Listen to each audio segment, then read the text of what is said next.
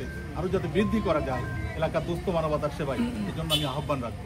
আর আমি আরেকটি আহ্বান, আমি দাঁড়িয়ে আপনার আসার আগেই আমি বলছিলাম শুধু এই আপনাদের এই অনুষ্ঠানে উপস্থিত থাকবো বলেই আমার আরেকটি গুরুত্বপূর্ণ অনুষ্ঠানকে আমি ক্যান্সেল করে যে আপনারা আসবেন, তো সে কারণে আরেকটি প্রোগ্রাম আছে, লোক বসে আছে ঢাকা থেকে। তারপরেও আমি এটাকে সর্বোচ্চ গুরুত্ব দিয়েছি যে আপনারা যে কাজগুলো করেন এটা একেবারে তৃণমূল। আপনারা এই যে যাদেরকে বাছাই করার দায়িত্ব দিয়েছিলেন, আপনারা চেহারার দিকে তাকালেই দেখবেন যারা প্রকৃত পানিয়া লাগেন। অনেক সময় দেখা যায় কাউকে দায়িত্ব দিলেন অথচ সে, কিন্তু এই ক্ষেত্রে যাদেরকে দায়িত্ব দিয়েছেন তারা আমি মনে করি যে আসলে এই দুস্থ মানবতার সেবাই এটা আপনাদের এই কার্যক্রম পরিচালিত হয়। সেই কারণে আমি কথা বাড়াচ্ছি না, যেহেতু আমার প্রোগ্রামে বসে আছে সেই জন্য বাড়াচ্ছি না।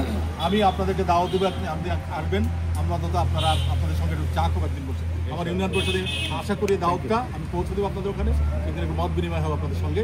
আমার ইউনিয়ন পরিষদে দাওয়াতটা আশা রাখি আপনাদের প্রেসিডেন্ট সাহেবের মাধ্যমে আপনাদেরকে জানাচ্ছি, কবুল করলে একদিন আমার ইউনিয়ন পরিষদে আপনারা আসবেন, এই দাওয়াতটাও দিচ্ছি।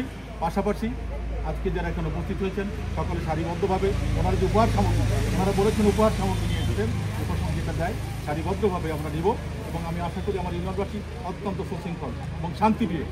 ওনারা আপনাদের জন্যেই খুলনা থেকে এসেছেন, কেউ কেউ ঢাকায় থাকেন, ওনারা চলে এসেছেন, সেই জন্য আপনারা সহযোগিতা করবেন, কেউ বিশৃঙ্খলা করবেন না।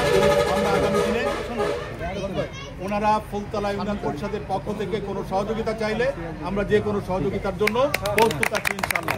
আর ওনারা তো ওনাদের সহযোগিতা নিয়ে আমাদের দোরগোড়ায় হাজির হয়েছেন, খুলনায় ডাকেননি তো আমাদেরকে, ওনারা একদম আমাদের বাড়ির মধ্যে এসে ওনাদের যে সহযোগিতা দিতে চান আমাদের হাতে হাতে পৌঁছে দিচ্ছেন। এই জন্য আমার ইউনিয়নবাসীর পক্ষ থেকে আবারও এবং কৃতজ্ঞতা এবং ধন্যবাদ জানি।